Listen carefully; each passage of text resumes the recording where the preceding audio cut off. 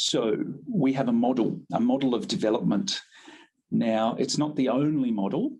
However, it's very popular for learning processes and it's very popular for e-learning. And the reason I'm talking about it is that it's very applicable to e-learning and blended learning, face-to-face delivery even. Now, I like to keep things simple, the KISS principle. Now, this one, today our emphasis is going to be on analysis and design, the design before the delivery. And so I would say most classroom teachers have had the experience of teaching online after last year and this year. And so we find that the ADDIE model is really great for just structuring a process. And you don't need to use every single phase. You might dip in and out, or and I guess one of the key underpinnings of the ADDIE model, I should really read those out: analysis, design, development, implementation, and evaluation, is that it's iterative. In that you don't have to get it right the first time. You just build upon it. You revisit it. You might build a little bit more. You might amend it, and that's really quite great. That's really good online with digital technology allows you to do that. So I'm going to go through each one of these phases. Analysis. What happens in analysis? A little speech balloon or thought balloon is a little clue. This is our teacher. She's on a journey of becoming a learning designer.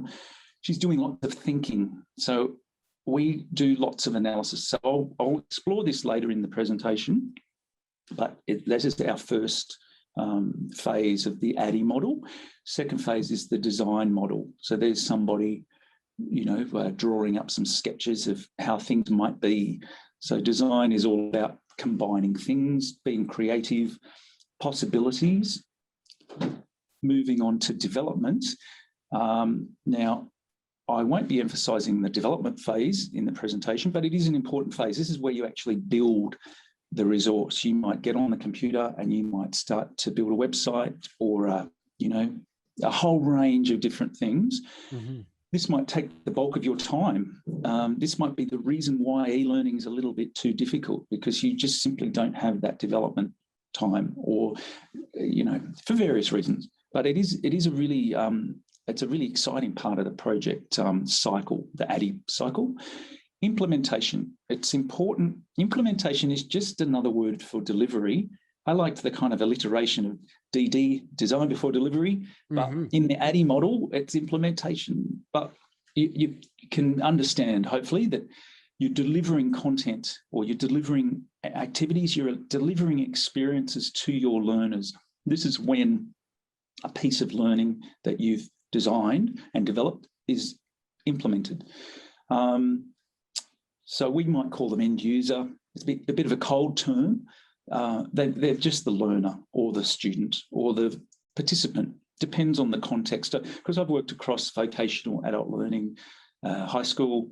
I'm actually a high school biology teacher. I started out in the late 80s, early 90s. So, but yeah, it's really nice to get very specific about who your learners are in the implementation phase. And then finally, I won't be talking through evaluation, but there's somebody with their clipboard. It's always a really good idea to have a little pause and reflect upon how well your processes have gone.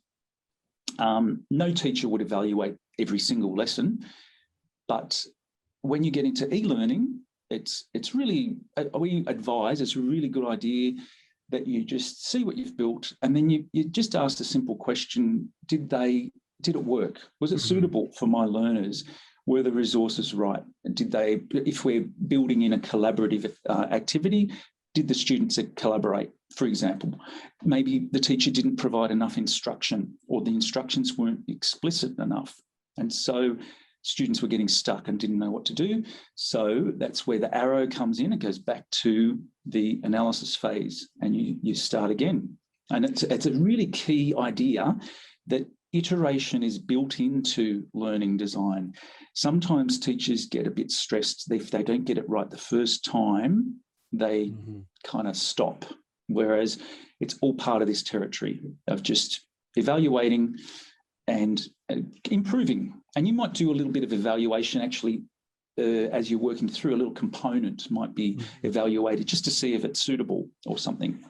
And I feel like that iterative model has become much more forgiving just in today's age with, as we've all become a part of apps, over time develop and we're all a part of Zoom. Zoom has been updated numbers of times, as over the last year as well.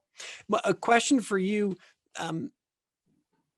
is there a time frame that one should be looking at with this, or is that really dependent upon what you're delivering? I mean, ADDIE could be a year, could it be a week, could it be a month? Like, is it really all across the board? Or sorry, I missed that last bit. Just saying, is it variable depending upon the project, or is there kind of a certain time frame where you want to say, hey, look, we want to iterate now? That's a very profound yet simple question, because the answer is yes, it's all of those. You might have 1 hour to develop something, and you might do a really quick work through all of the ADDIE steps in that hour to develop something. It's quite possible. Alternatively, if you're working on a large project, you might be working with a dozen other people. It might take you 3 years. So it's highly flexible, and it depends on what you're actually designing, who are you designing for.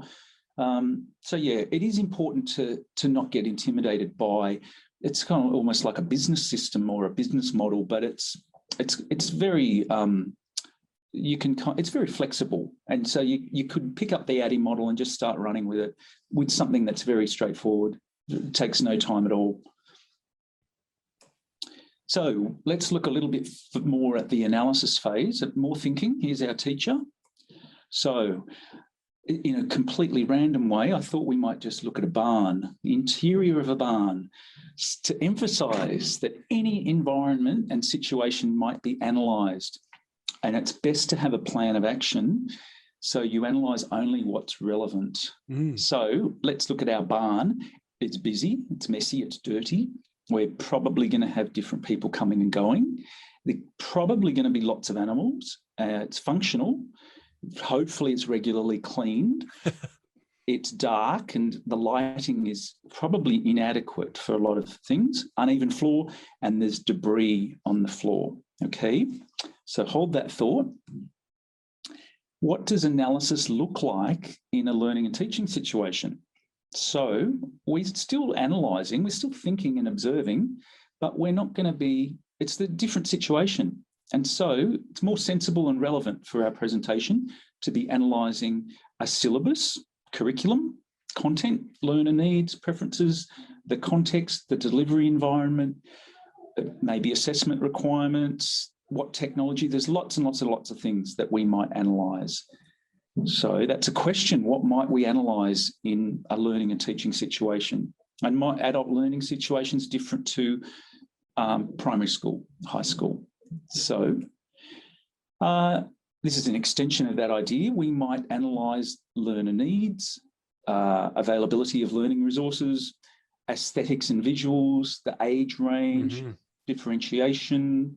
So it can get very complex, which is quite appropriate. One of the areas we might analyse is how much time do we have to develop in response to your question. So I was just say, like this, the classic answer is don't get stuck in analysis paralysis, right? You can analyze all the time, right? So yeah, you can make your entire profession analysis. And so knowing what is enough, I guess that's part of the art form of design, right?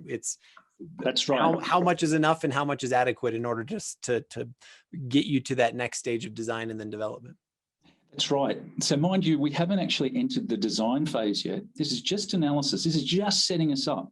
But it's fluid. It's fluid. It's not like there's a line in the sand. More chickens. Let's further explore the barn. Okay, this is a piece of learning about agriculture, and some of the issues that were analysed is a print resource developed in the 90s. It's still noteworthy, and we can still use it as a discussion because the analysis is the same now as it was then. We needed this for Year 9 agriculture students. We had particular assessment options, syllabus requirements. Surprise, surprise, there's a practicality of raising animals for high school students. So we had to manage all of that. We had to design that in.